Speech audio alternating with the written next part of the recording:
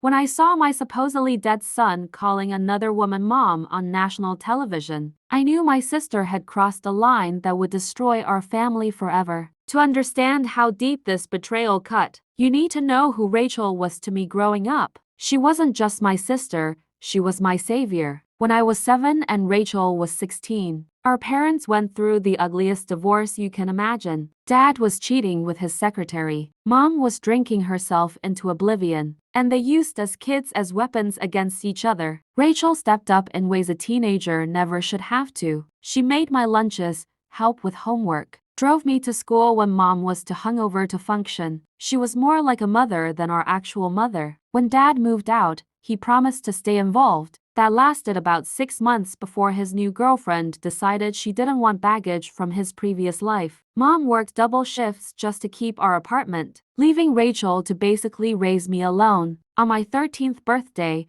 when I was crying because neither parent remembered, Rachel sat me down and made me a promise that would haunt us both later. "I'll never abandon you like they did," she said, holding my hands. "We're family, and real family protects each other no matter what." I believed her completely. Rachel had never let me down before. By the time I was in high school, Rachel had mapped out her entire future with military precision. She'd married David, a pre-med student from a wealthy family. They had a 5-year plan: finish his residency, buy a house in the suburbs, start a family by age 30. Rachel was obsessed with creating the perfect family picture she never had growing up. Every holiday card was professionally photographed. Every social media post was carefully curated. She needed everyone to see that she had risen above our chaotic childhood. But there was one problem with her perfect plan. Her body wasn't cooperating. Rachel started trying to get pregnant when she turned 26. Month after month, the tests came back negative. She tried everything: ovulation, tracking fertility diets, stress reduction, even acupuncture. I watched my strong, confident sister slowly unravel as each failed attempt chipped away at her self-image. The woman who had always been in control was facing something she couldn't fix through planning and determination. By year 2 of trying, Rachel was becoming someone I didn't recognize. She'd cry at baby commercials, avoid friends who got pregnant, and obsess over fertility forms online. David tried to be supportive, but I could see the strain on their marriage. Rachel's need for perfection was colliding with biology's refusal to cooperate. Meanwhile, I was busy being a typical teenager, which means I was making terrible decisions while Rachel struggled with infertility. I was partying, skipping classes, and dating Marcus, a college sophomore who was way too old for my 17-year-old self. Rachel tried to warn me about Marcus, but I was too stubborn to listen. She saw right through his charm to the immature player underneath, but I was convinced she was just being overprotective. "He's using you," she'd say during our fights. "Guys like that don't stick around when things get complicated." I thought she was jealous of my relationship. Looking back, she was just trying to protect me from the heartbreak she could see coming. It was November 2019, my freshman year of college. I'd been feeling sick for weeks. Tired, nauseous, emotional. I kept telling myself it was just stress from midterms and homesickness. Rachel was visiting for the weekend, and she took one look at me and knew. Without saying a word, she drove me to CVS and bought 3 different pregnancy tests. We sat in my tiny dorm bathroom, waiting for the results. When all 3 tests showed positive, I felt my entire world collapse. "What am I going to do?" I whispered, staring at those damning pink lines. Rachel was quiet for a long moment. Then she said something that should have been my first warning. "Maybe this happened for a reason." Rachel was right about Marcus, of course. When I called to tell him about the pregnancy, his response was exactly what she predicted. "Are you sure it's mine?" was the first thing he said. "Because I'm not ready for this kind of responsibility." He offered to pay for an abortion and then ghost me completely. When I said I wasn't sure what I wanted to do, he made the decision easy. He blocked my number and started dating someone else. Within a week, I was 18, pregnant, and completely alone, except for Rachel. Rachel swooped in like she always did when I needed rescuing. She helped me figure out health insurance, found me a good OB-GYN, and even started coming to doctor's appointments with me. But something felt different this time. There was an intensity to her helpfulness that made me uncomfortable. She was taking notes during my appointments, asking the doctor detailed questions about my health history, and researching every aspect of pregnancy like she was the one expecting. "I just want to make sure you're getting the best care," she'd say when I questioned her involvement. The adoption suggestion didn't come all at once. Rachel was too smart for that. Instead, she planted seeds over several weeks. "You know you're so young. You have your whole life ahead of you. College is hard enough without trying to raise a baby. I know you'll make the right decision, whatever that is." And then, almost casually, "You know, David and I would help however we could. We'd love this baby like our own." As my pregnancy progressed, the financial reality became overwhelming. Prenatal care was expensive, even with insurance. I was working part-time at a campus coffee shop, barely making enough to cover basic expenses. Rachel started paying for things: doctor visits, maternity clothes, prenatal vitamins. Each payment came with gentle reminders about how expensive raising a child would be. Diapers alone cost about $80 a month, she'd mention while buying me groceries. Daycare in this area runs about $1,200 monthly, and that's not even counting formula clothes they'll outgrow every few months. Pediatrician visits, she wasn't wrong, but I started to feel like she was building a case against my ability to parent. The financial arguments were nothing compared to the emotional manipulation. Rachel had a gift for making her suggestions sound like they came from pure love and concern. "I just want what's best for you,"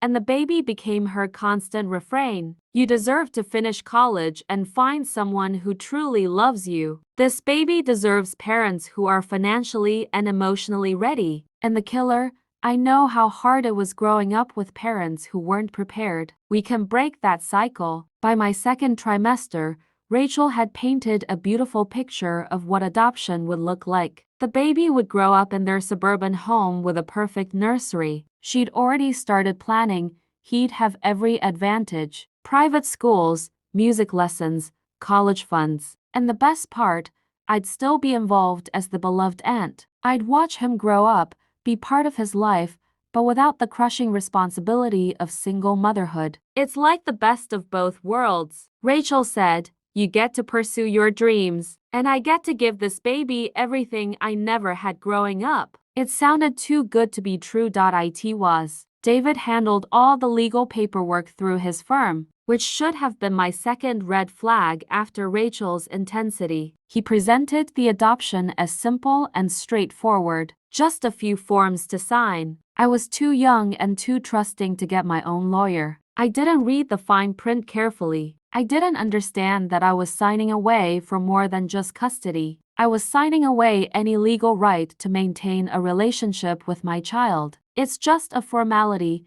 David assured me. "We're family. We'll work out the details as we go." Those details would later become the prison bars keeping me from my son. Rachel inserted herself into every aspect of my birth plan. She wanted to be in the delivery room, wanted to cut the umbilical cord, wanted to be the first person to hold the baby after the medical team. I was too exhausted and overwhelmed to fight her on these things. I told myself it was sweet that she was so excited to welcome her future son. Looking back, I can see she was already claiming ownership before he was even born. When I went into labor on March 15, 2020, Rachel was more prepared than I was. She had a bag packed, a birth plan printed out, and had somehow gotten herself listed as my primary support person with the hospital staff. During those long hours of labor, she never left my side. She held my hand, coached my breathing, and kept telling me how proud she was of me for doing this beautiful thing for her family. In my pain and exhaustion,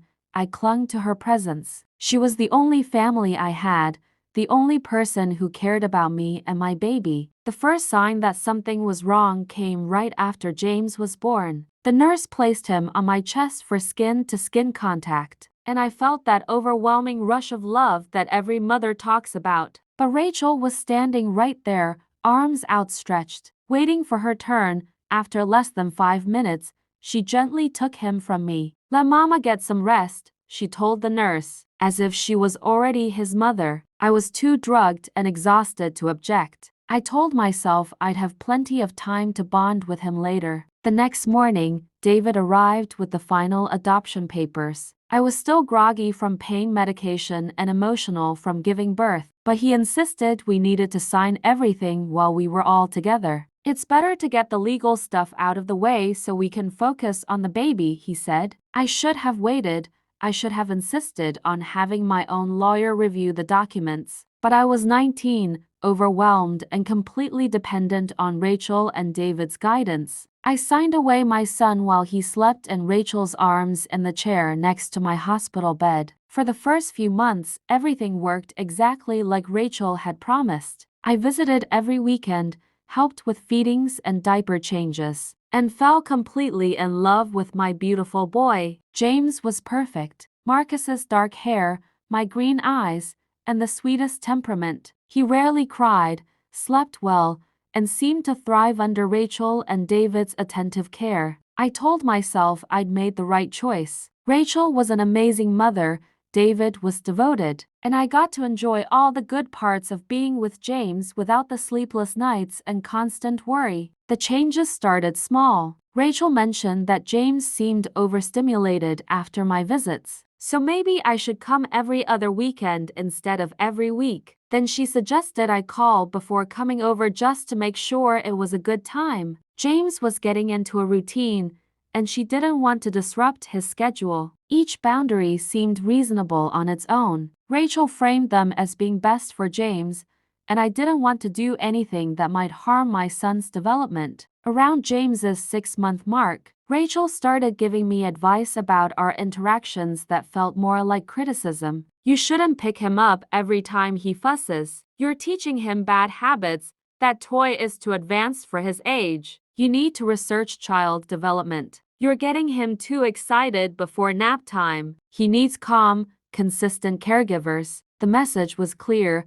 I didn't know how to properly care for James. Rachel was the expert, the real mother. I was just an enthusiastic but incompetent visitor. Rachel became obsessed with controlling every photo taken of James. She insisted on taking all the pictures during my visits, and she chose which ones I could keep or share. "We need to be careful about his image online," she'd say. "You never know who might see these photos." But I noticed she was posting plenty of her own photos, professional family portraits, milestone pictures, candid shots of James playing, just none that included me. Slowly, I was being edited out of the visual record of my son's life. James's first birthday party was my wake-up call. Rachel threw an elaborate celebration with themes, decorations, and dozens of guests. Family, friends, neighbors, David's colleagues.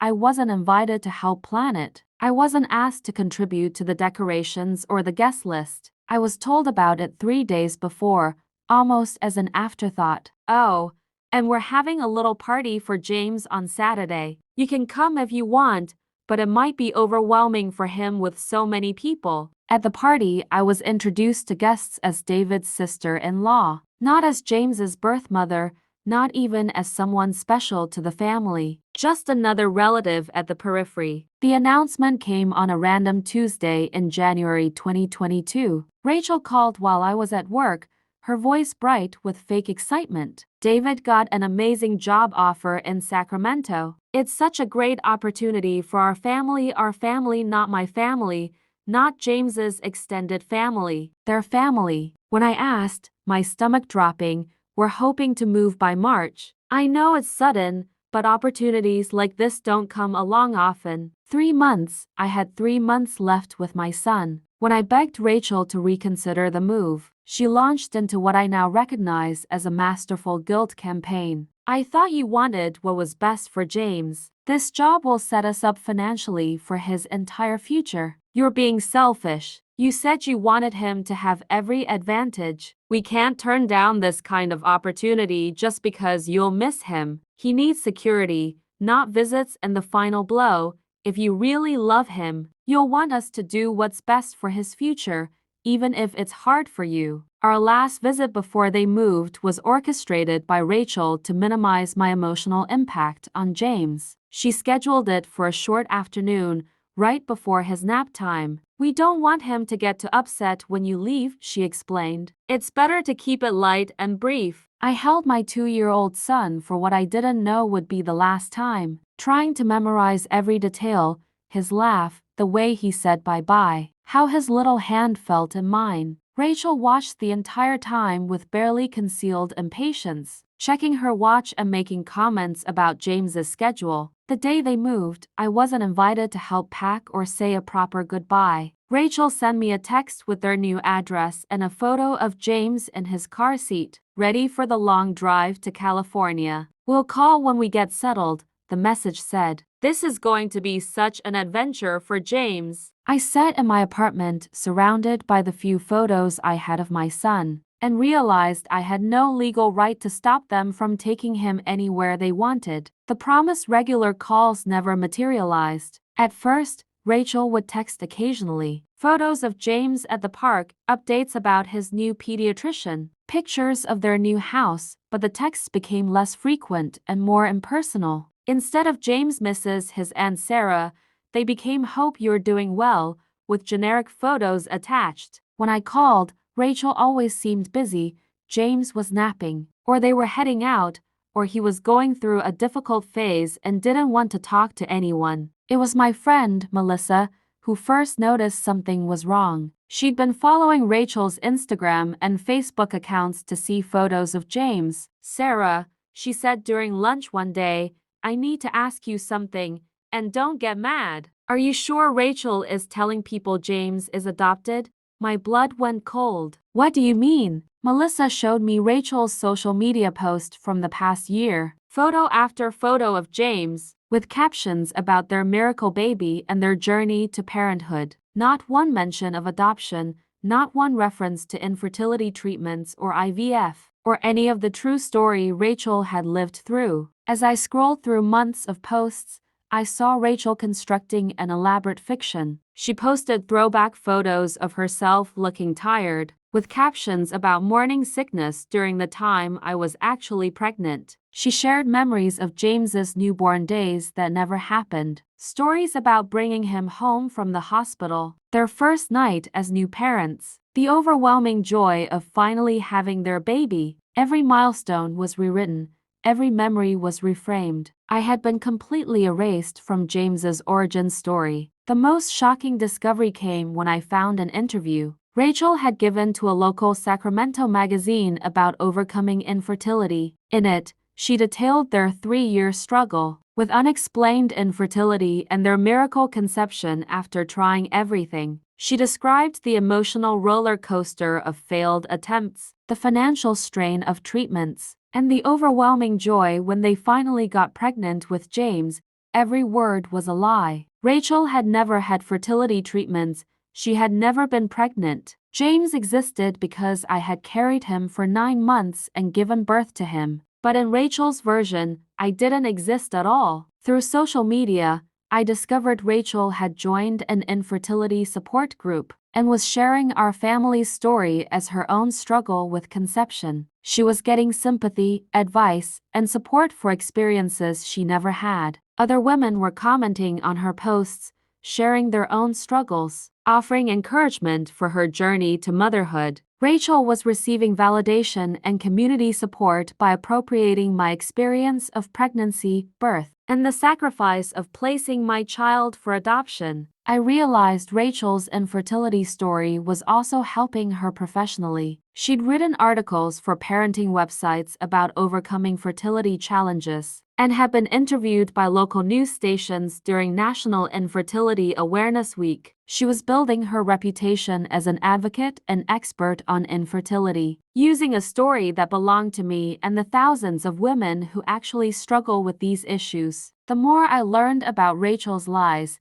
the more worried I became about James's medical care. If doctors believed Rachel was his biological mother, they might miss important genetic information that could affect his health. James had inherited some conditions from my family: lactose intolerance, a tendency toward ear infections, and a heart murmur that ran in my father's line. None of this information would be in Rachel's fictional medical history. I tried calling James's pediatrician to provide his actual family medical history, but they couldn't discuss his care with me because I wasn't his legal guardian. When I consulted with a family lawyer about my rights, the news was devastating. The adoption agreement I'd signed was ironclad. I had no legal relationship to James and no right to visitation or even information about his well-being. Did you have your own legal representation when you signed this? The lawyer asked. When I said no, she shook her head. I'm sorry,